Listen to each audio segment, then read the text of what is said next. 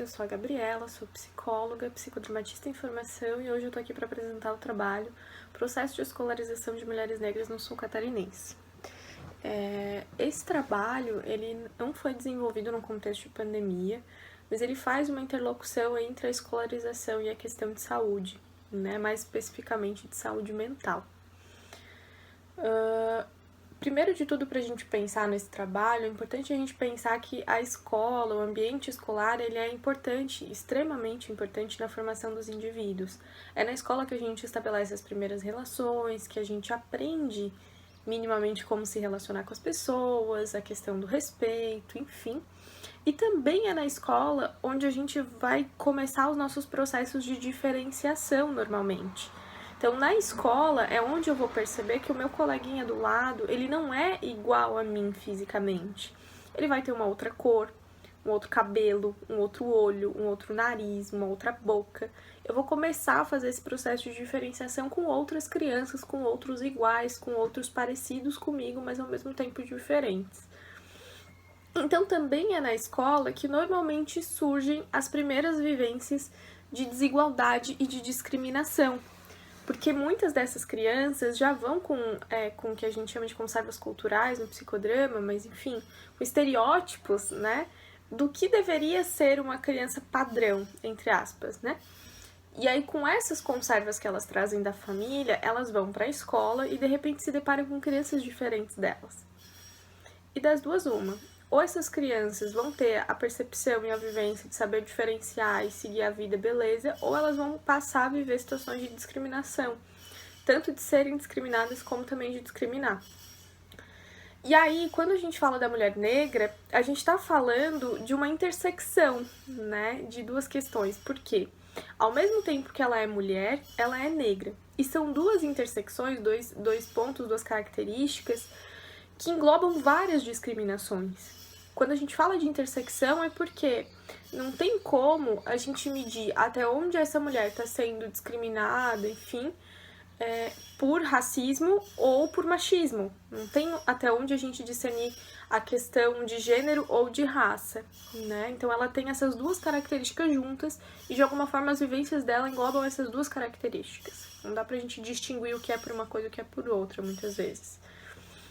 E aí, quando eu falo, né, eu fiz a minha pesquisa, né, essa pesquisa que a gente desenvolveu foi aqui no sul de Santa Catarina, que é uma região colonizada por alemães e italianos. Então, o objetivo principal dessa pesquisa é fazer essa caracterização de quem são essas mulheres nesse espaço, né, em uma colonização alemã e italiana, como que é o processo de escolarização de uma mulher negra. E aqui, se a gente olhar pelos números, né, acho que, se eu não me engano, os números são de 2018, mas a gente tem o menor número, os menores índices de mulheres negras do país. E isso, de certa forma, a gente sabe que vai ampliar, então, as desigualdades e a consequência dessas desigualdades, né, o enfrentamento às psicopatologias. E aí, tô falando também como uma pessoa que trabalha num contexto de saúde mental, num contexto particular e muitas vezes clínica social também, e que presencia muitas situações de racismo e de machismo numa cidade que é colonizada por alemães e italianos, enfim, então que é uma cidade pequena, entre aspas, né, com seus 30 e poucos mil habitantes, mas que traz um discurso muito forte das questões de gênero e raça. Então, o objetivo desse trabalho foi conhecer os sentidos subjetivos atribuídos ao processo de escolarização por mulheres negras de um município do sul de Santa Catarina. E a metodologia, então, foi uma pesquisa de campo, exploratória, qualitativa e teve como base a perspectiva epistemológica do Fernando Gonzalez Rey. Então, participaram das entrevistas 10 mulheres, as entrevistas foram gravadas, eram mulheres de uma associação do movimento negro da cidade.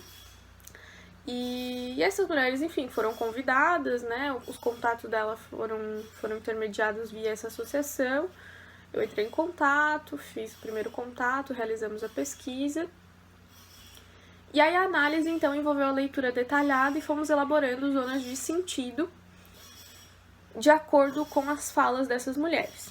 Nos resultados, então, surgiram algumas coisas. Primeiro, como eu já falei, a intersecção de raça e gênero ficou muito forte.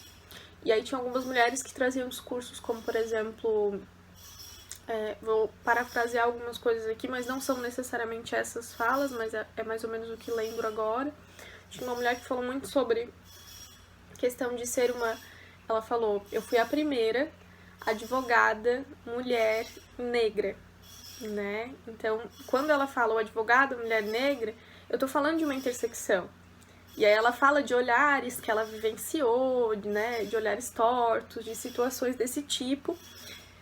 E justamente, como ela diz, eu fui a primeira mulher negra, então, são duas coisas. E ao mesmo tempo são duas coisas que trazem vivências preconceituosas. Então, se o olhar já seria torto só por ser mulher e se o olhar já seria torto só por ser negro, imagina ser os dois, a intersecção dessas duas características que são discriminadas. E além disso, então, elas traziam essas dificuldades, né, de vivências da união de ambas as coisas. E no processo de escolarização, a maioria das mulheres relatou vivenciar discriminações e dificuldades, né, nessas duas coisas, no gênero e na raça. Além disso, ainda permeou a questão da classe social. Então, quando as mulheres trouxeram seus relatos de situações de discriminação e de dificuldades durante o processo de escolarização, elas ainda trouxeram uma terceira categoria, enfim, que de alguma forma não estava englobada nos objetivos e nos princípios dessa pesquisa, que foi a categoria de classe social. Então, todas as mulheres que participaram da pesquisa, por mais que atualmente elas não tivessem uma classe social baixa, né, uma classe social pobre, elas já tiveram em algum momento da vida. Então, por exemplo, essa advogada, a fala dela era uma fala de uma pessoa que hoje tem uma condição financeira legal, mas que lá atrás passou muita dificuldade. Os pais passaram muita dificuldade para ela poder estudar, enfim. Então, todas as mulheres trouxeram essa vivência de classe social também e de como isso afetava o seu processo de escolarização, né? Muitas mulheres trouxeram a fala de que a gente não tinha uniforme, ou a gente não tinha lanche para comer, então a gente, de certa forma, às vezes até ameaçava o outro para conseguir o lanche, né? Porque a gente sabia que eles tinham medo da gente. E isso também é uma coisa que elas trazem muito, né? As vivências de opressão, muitas vezes para não ser o oprimido. Então, era muito mais fácil para elas se tornarem as fortes, se tornarem aquelas que dizem, olha, tu vai me dar o teu lanche, ou tu vai pagar o meu lanche, né? Pra, de alguma forma, vivenciar um status de poder mesmo, né? Diante das pessoas que as oprimiam. Então, surge a questão da classe social, surge a questão também da identidade delas, o que é se tornar negra no Brasil, se tornar uma mulher negra no Brasil, justamente por essa intersecção e também pelos estereótipos que se tem sobre a mulher negra, né? E aí, uma outra coisa que elas trazem é que a educação, enfim, que as vivências de opressão e racismo na escola e as consequências disso na atualidade da vida delas, né? Então, por exemplo, muitas dessas mulheres têm problemas de autoestima, atualmente algumas delas têm sintomas depressivos, têm algumas dificuldades em relação à bebida, etc. Então, quando elas trazem essas falas, a gente também faz uma associação com a questão de saúde mental, né? Que não foi totalmente o foco desse estudo. O foco desse estudo era muito mais o processo de escolarização em si e a vivência subjetiva de cada uma. Então, não se aprofundou na questão da saúde mental. Mas surge esse dado, né? De que a autoestima delas, enfim, ficou muito dificultada em virtude das vivências de racismo e opressão. E aí, ao final dos resultados, a gente apresentou as falas delas relacionadas ao processo de escolarização como uma forma de ascensão social. Por quê? Muitas dessas mulheres trouxeram que o processo de escolarização, seja a faculdade, seja o ensino médio, enfim, de alguma forma ajudou elas a terem essa ascensão social. Então, tinha essa mulher que se tornou advogada, que aí de alguma forma conseguiu um reconhecimento na cidade. Muitas dessas mulheres trouxeram que depois de... que isso também é um dado importante, né? Boa parte das mulheres mais antigas, né, com mais idade, não tinham concluído os estudos. e aí concluíram depois de adultas, ou estavam cursando no momento da pesquisa o ensino de jovens e adultos, né?